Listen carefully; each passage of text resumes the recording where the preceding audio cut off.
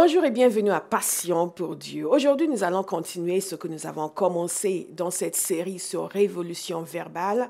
Aujourd'hui, nous allons faire un diagnostic. Nous allons regarder, ausculter nos cœurs. Vous allez poser mon stéthoscope sur votre cœur et vous allez commencer à essayer d'écouter le battement de votre cœur et d'identifier ce qui se passe dans votre vie. Je m'explique.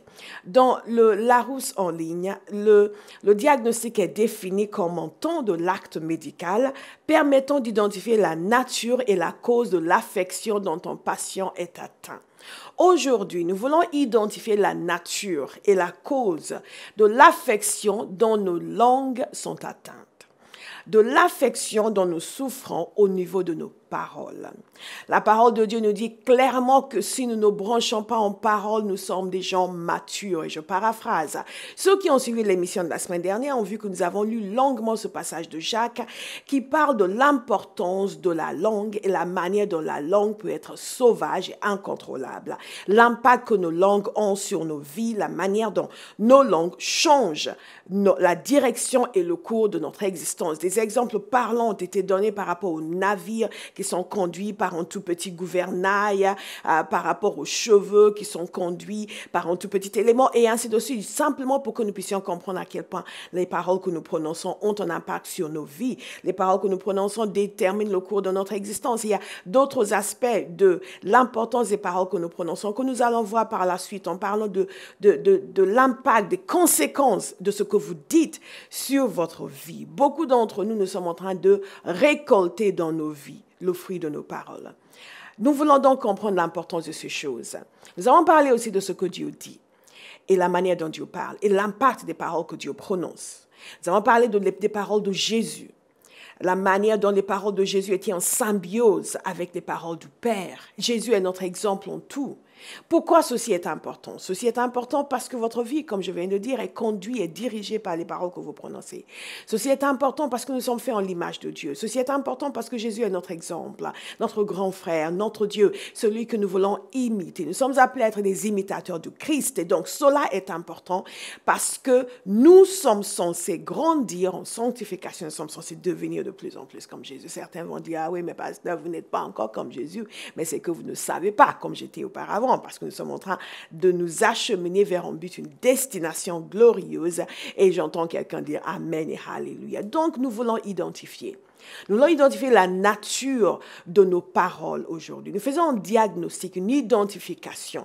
Et nous allons prendre des études de cas, des cas cliniques que nous allons étudier. Des individus dans la parole de Dieu, dont l'examen de leur vie nous permet de comprendre les choses qui sont bonnes, les choses qui sont mauvaises. Et ce que je vais vous inviter à faire aujourd'hui, c'est être votre propre médecin. Au fur et à mesure que je parle, que j'expose ces cas différents, que vous commenciez à vous identifier à ces personnes et à vous dire, ça c'est moi, ça c'est moi, ça c'est moi. Pourquoi? Parce que le fait de vous identifier à ces personnes vous permet de commencer maintenant à dire, voici le diagnostic pour ma vie, le diagnostic de ma langue, voici la nature de l'affection dont ma langue est atteinte, et je peux maintenant me présenter devant Dieu pour dire, Seigneur, il faut que ça change, parce que nous voulons que ça change. Nous voulons vivre des vies glorieuses et merveilleuses, et nos vies sont glorieuses quand elles sont glorieuses de par ce qui est à l'intérieur de nous. Jésus a dit, de l'abondance du cœur, la bouche parle. Et c'est la raison pour laquelle nous avons commencé d'abord avec la révolution mentale, le changement de notre manière de penser. Parce que, que vous le vouliez ou pas, comme nous avons déjà vu dans cette nouvelle série sur la révolution verbale, vos paroles reflètent l'état de votre cœur. Vos paroles reflètent votre état de maturité. Vos paroles reflètent votre état de spiritualité. Vos paroles envers Dieu, envers les autres et envers vous-même. Nos paroles, parce que je suis dedans. Et ce que nous voulons voir en premier, ce sont les paroles que nous prononçons concernant Dieu, au sujet de Dieu, concernant les choses que Dieu nous a dit, concernant les choses que Dieu dit dans sa parole, concernant la vie à laquelle Dieu nous invite nous appelle, la vie à laquelle Dieu nous appelle, concernant aussi le but, la destinée que Dieu a pour nous, concernant les projets de Dieu avec lesquels nous devons être en coopération. Est-ce que nos paroles sont en accord avec Dieu? Est-ce que nos paroles sont en désaccord avec Dieu? Je vais vous donner un exemple aujourd'hui. Et je pense qu'il y a quelqu'un qui va commencer commencer maintenant à se dire, ça c'est moi. Je compte sur Dieu, le Saint-Esprit, aujourd'hui, pour amener les choses en surface. Nous ne pouvons pas guérir un mal qui n'a pas été correctement diagnostiqué. Et très souvent, nous voulons simplement que Dieu nous aime, que Dieu nous pardonne, que Dieu nous encourage. Dieu nous aime, Dieu nous pardonne, Dieu nous encourage. Mais Dieu veut nous transformer. Pour que Dieu puisse nous transformer, il faut que nous acceptions que lui nous mette le doigt sur ce qui a besoin de transformation. Parce que les choses qui nous rendent malheureuses, les choses qui nous attristent, les choses qui nous affaiblissent sont à l'intérieur de nous. Non pas, ce ne sont pas les choses externes. Parce que lorsque nous sommes comme Jésus, Jésus a dit, le prince de ce monde vient, mais il n'a rien en moi. Vous pouvez vivre de telle sorte que tout ce qui est extérieur n'a rien en vous. Les œuvres du diable n'ont rien en vous. Le diable ne peut rien contre vous parce que celui qui est en vous est plus grand que celui qui est dans le monde. Mais vous pouvez quelque chose contre vous-même. Je répète, vous pouvez quelque chose contre vous-même. Et nous voulons être nos meilleurs alliés et non pas nos meilleurs ennemis. Et ce que nous faisons lorsque nous acceptons que Dieu nous ausculte, lorsque nous acceptons de nous ausculter nous-mêmes, lorsque nous acceptons de faire un diagnostic de notre existence, de nos vies, de nos paroles, de notre bouche et de notre langue, c'est que nous plaçons nos vies entre les mains de l'Éternel. Nous disons, Seigneur, nous voulons faire ton plaisir. Moi, je veux faire la volonté de Dieu. J'ai une ambition, et une ambition seule, je veux faire plaisir à Dieu. C'est une obsession avec moi. C'est une véritable obsession. Je veux que Dieu me regarde. Je vois toujours Dieu me regarder et dire, ça, c'est ma fille. Vous savez comment Dieu a regardé Jésus? Vous allez me dire, pasteur, on n'a pas encore commencé le message. Oui, mais écoutez attentivement. Vous voyez comment Dieu a regardé Jésus et dit, voici mon fils bien-aimé. Vous n'avez pas envie de ça.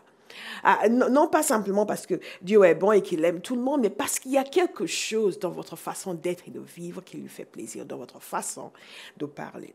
Il y a une situation dans la parole de Dieu que beaucoup d'entre nous connaissons. Si vous êtes chrétien depuis 2 mois, vous connaissez peut-être cette histoire. C'est l'histoire du peuple de Dieu qui devait entrer dans la terre promise. Et cette histoire, j'aime beaucoup. Si vous m'aviez entendu enseigner pendant 2 secondes, vous avez peut-être une petite exagération entendu déjà cette histoire. Quelle est cette histoire? Le peuple de Dieu devait entrer dans la terre promise. Et Dieu leur avait promis, il n'a pas suggéré que ce serait une bonne idée qu'ils examinent la possibilité, oui ou non, de éventuellement prendre possession de ce pays. Il leur avait dit clairement que c'était une promesse qu'il leur donnait. Il avait fait cette promesse des longues années auparavant et il avait réitéré cette promesse. Il les a fait sortir exprès d'Égypte pour les amener dans la promesse. Donc ce n'était pas une innovation, ni une idée récente, ni une créativité dont on ne connaît pas l'origine, dont Dieu a fait preuve ici. C'est tout simplement quelque chose qui a été promis depuis longtemps. Donc Dieu maintenant veut que ce peuple fasse quelque chose concrètement. Il veut toujours que nous fassions quelque chose concrètement pour arriver là où il veut nous amener.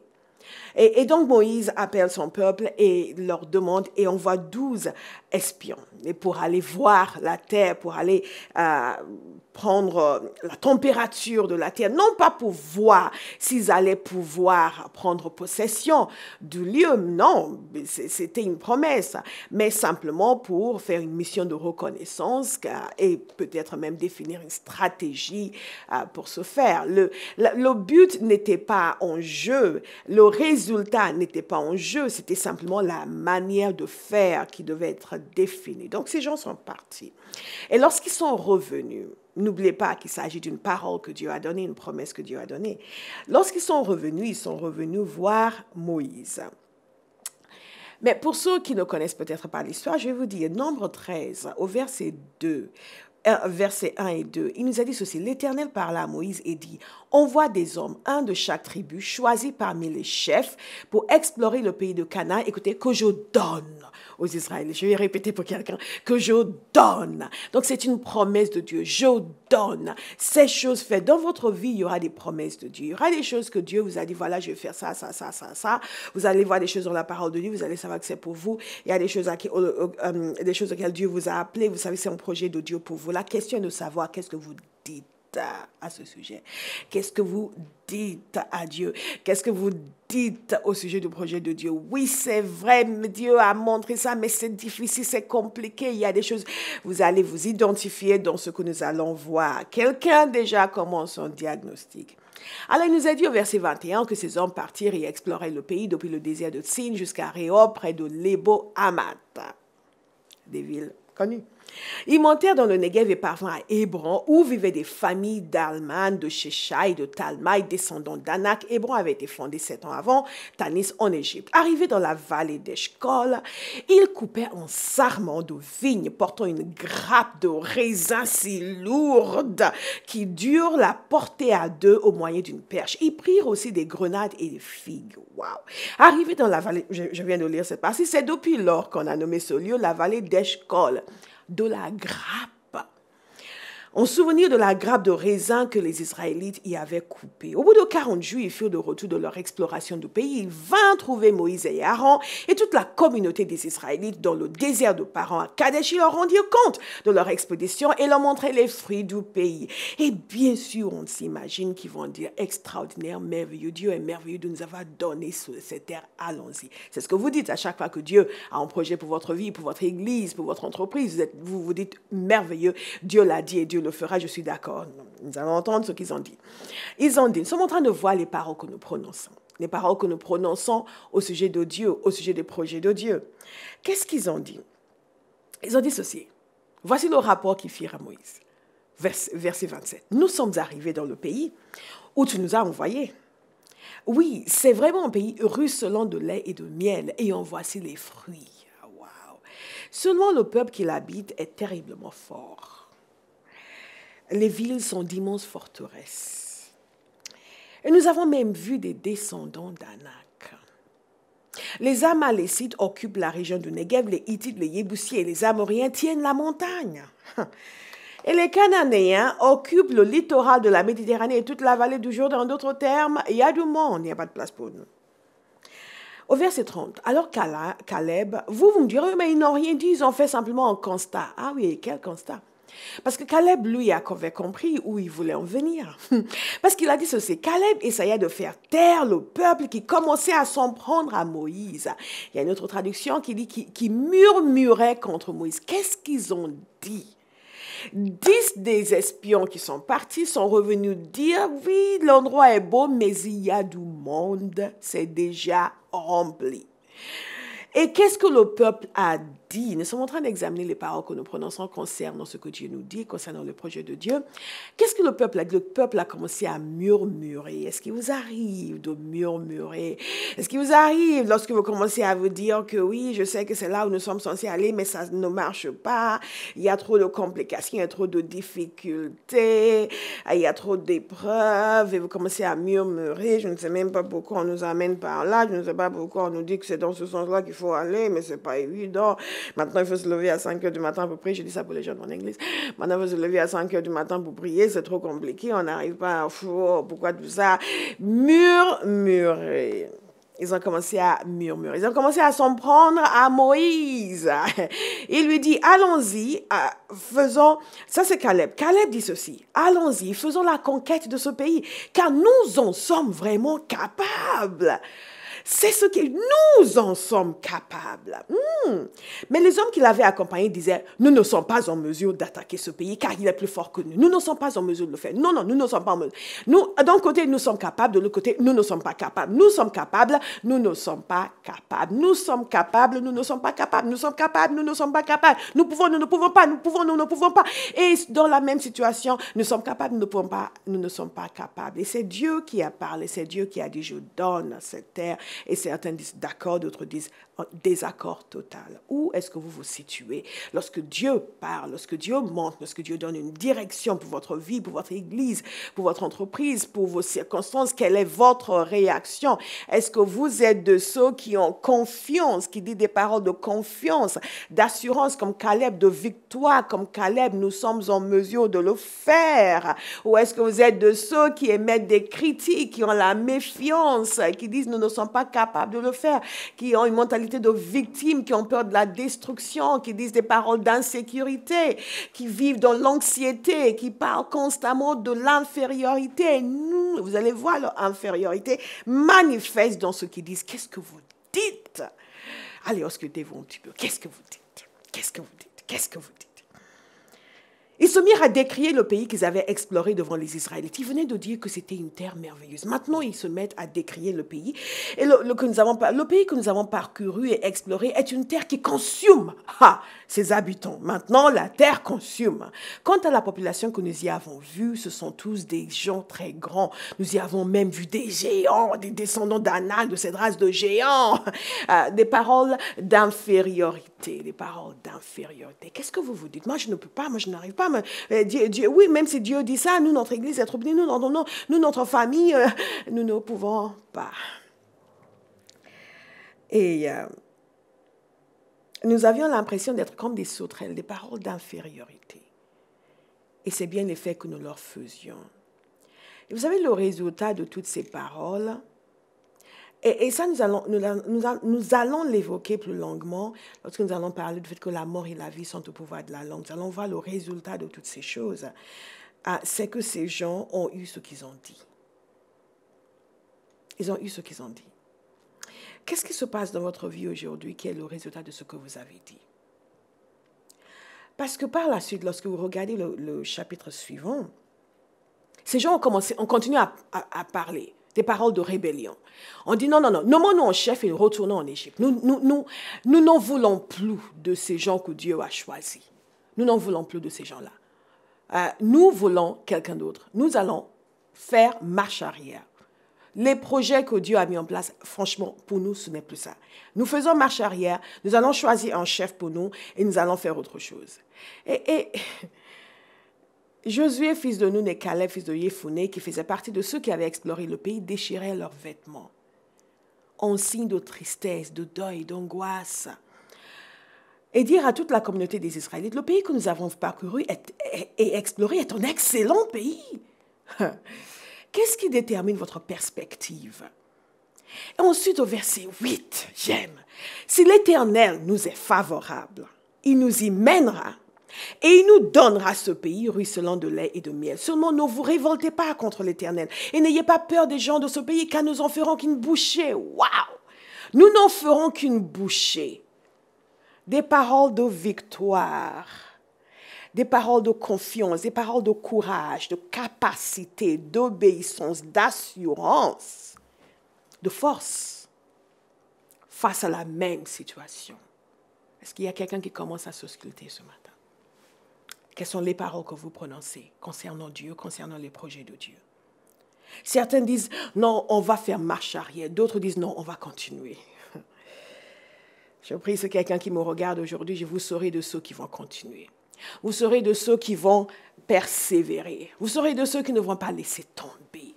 Vous serez de ceux qui, face à des difficultés en tout genre, vont dire, nous allons faire ce que Dieu nous a dit de faire. Nous allons gagner, nous allons vaincre, nous allons conquérir. Dieu demande aujourd'hui que son peuple soit fort et puissant. Ils ont dit, si l'Éternel nous est favorable, il nous y mènera, il nous donnera ce pays ruisselant de lait et de miel. Seulement, ne vous révoltez pas contre l'Éternel. N'ayez pas peur des gens de ce pays, car nous n'en ferons qu'une bouchée. Leur ombre protectrice s'est éloignée d'eux, tandis que l'Éternel est avec nous. Ne les craignez donc pas. Toute la communauté parlait de les tuer à coups de pierre. On commence avec des paroles, des murmures. Après, il y a une escalade. On passe à des paroles de plainte ouvertes. Ensuite, des paroles de rébellion. Ensuite, des paroles d'anarchie. Ensuite, ce sont des paroles de meurtre. Et qu'est-ce que Dieu a dit? Combien de temps ce peuple me méprisera-t-il encore? Quand cessera-t-il de me refuser sa confiance? Alors que j'ai produit au milieu d'eux tant de manifestations extraordinaires. Est-ce que vous avez accordé à Dieu? Est-ce que vous avez accepté de faire confiance à Dieu? Ou est-ce que vous continuez à lui refuser votre confiance? Dans votre vie aujourd'hui, quand vous vous examinez, est-ce que vous êtes de ceux qui disent des choses qui sont en accord avec ce que Dieu dit? Ou est-ce que vous êtes de ceux qui ont toujours une raison pour laquelle ce n'est pas possible, ce n'est pas faisable? Est-ce que vous êtes de ceux dont les paroles sont agréables à Dieu ou ceux dont Dieu parle, dit, mais pourquoi ils continuent à me mépriser? Beaucoup de gens dans l'Église aujourd'hui continuent à mépriser Dieu. Dès qu'on parle du fait que nous allons faire ceci, Dieu va faire ceci, voilà, le Seigneur a donné une promesse, nous allons faire des choses de ce genre. Et les gens regardent autour d'eux, ils regardent les circonstances naturelles et ils méprisent.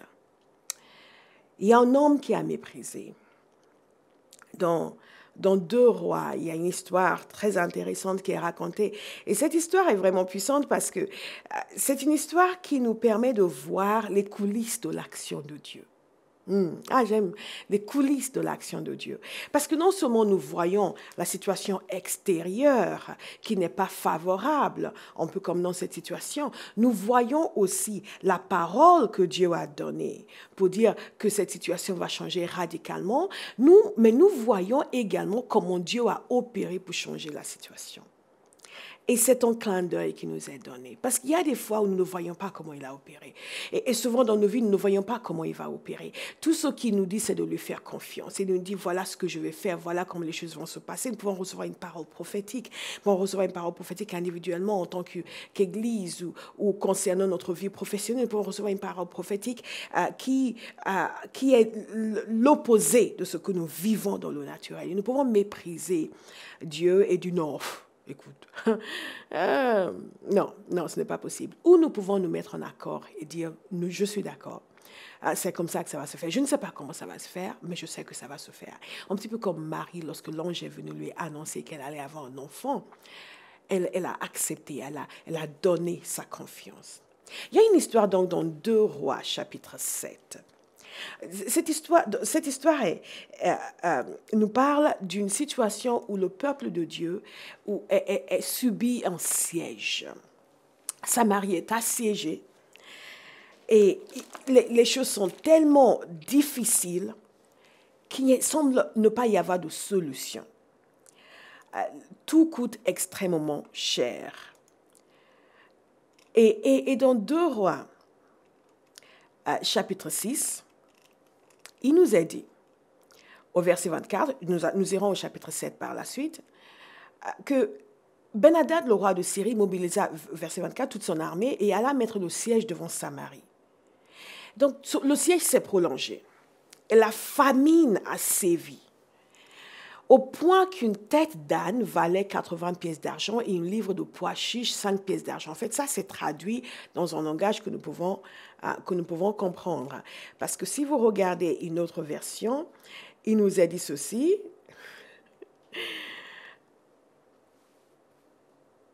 Que le quart de litre de crotte de pigeon, 5 pièces d'argent. J'aime bien le quart de litre de crotte de pigeon, 5 pièces d'argent.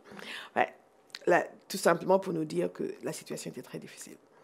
Mais ce qui suit est particulièrement terrible. Et même si vous ne comprenez pas les mesures qui sont données, ce qui suit va vous permettre de prendre la mesure de la situation, à quel point elle était terrible. Et nous permet aussi de comprendre à quel point Dieu veut que nous lui fassions confiance. Et que quelle que soit la situation extérieure, nous disions toujours des choses qui sont conformes à ce que Dieu dit. Qu'est-ce qui se passe? Le roi, un jour, passait sur un rempart. Et une femme a crié. Elle a dit, viens à mon secours, mon Seigneur le roi. Et elle demande donc que le roi vienne à son secours. Et le roi pensait qu'elle demandait la nourriture. Et il lui expliquait qu'il n'avait pas de nourriture à lui donner. Et donc, il demandait, qu'est-ce qui t'arrive? Et voilà ce que cette femme explique. C'est terrible. Elle explique qu'elle et une autre femme s'étaient mises d'accord pour manger leur fils. Tellement la famine était grave. Et donc, la veille, elles ont mangé son fils à elle. Et le jour suivant, elle voulait maintenant qu'elle mange le fils de la voisine. Mais la voisine a refusé. La voisine est allée cacher son fils. Du cannibalisme. Le roi était choqué. Il a déchiré ses vêtements. Il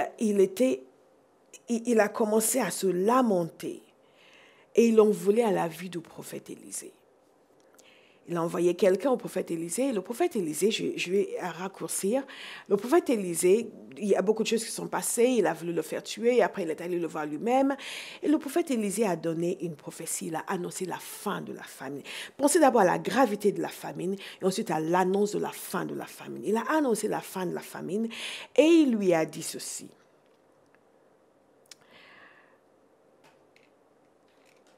Je vais vous le lire et ça, c'est au chapitre 7.